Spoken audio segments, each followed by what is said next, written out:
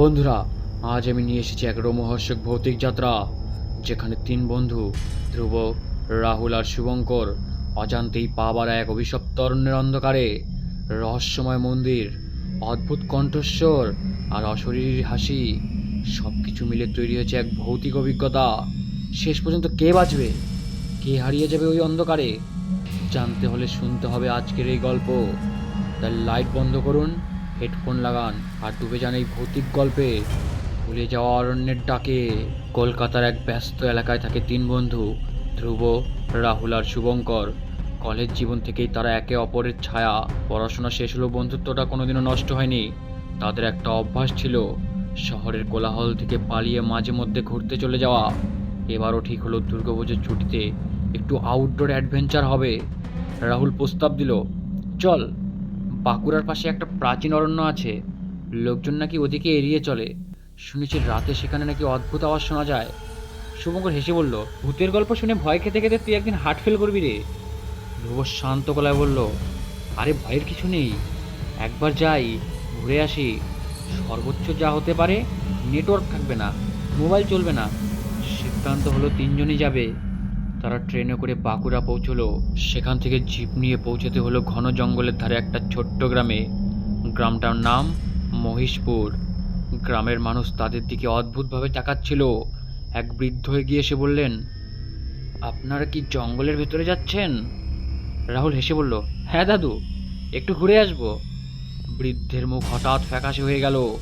তিনি ফিসফিস করে বললেন, সন্ধে নামার আগে ফিরে আসবেন। ওই বনের ভেতরে মানুষ একবার ঢুকলে সহজে আর বেরোতে পারে না।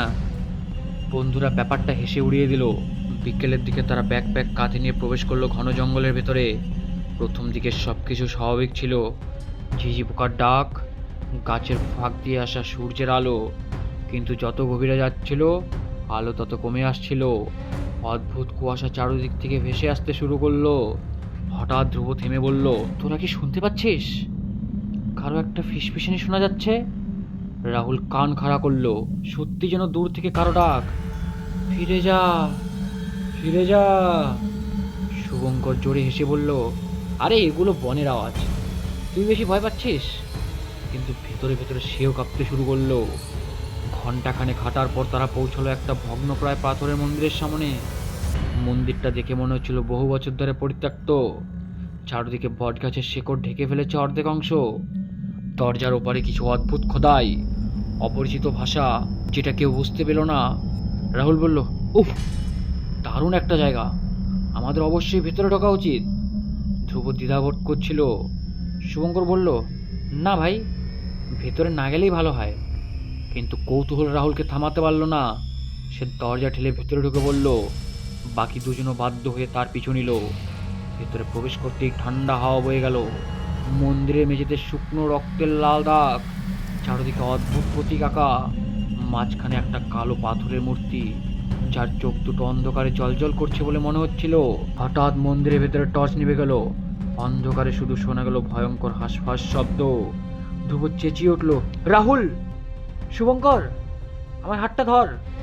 কিন্তু ওরা একে অপরকে খুঁজে পাচ্ছিল না। অন্ধকারের মধ্যে হঠাৎ যেন কারো বরফ শীতল হাত ধ্রুবর কাঁধে রাখলো। সে ঘুরে তাকালো, কিন্তু সেখানে কেউ নেই। শুভঙ্কর তখন হঠাৎ চিৎকার করে উঠল। আলো আবার জ্বালাতে দেখা গেল তার মুখে ভয়ের ছাপ।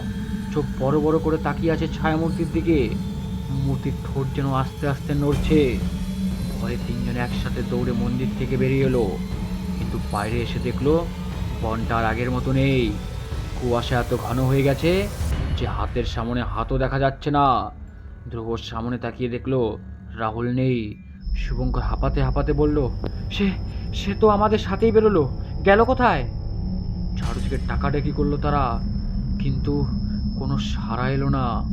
কেবল কানে ভেসে আসছিল দূর থেকে হাসির শব্দ, একটা অদ্ভুত খ্যাক খ্যাক হাসি।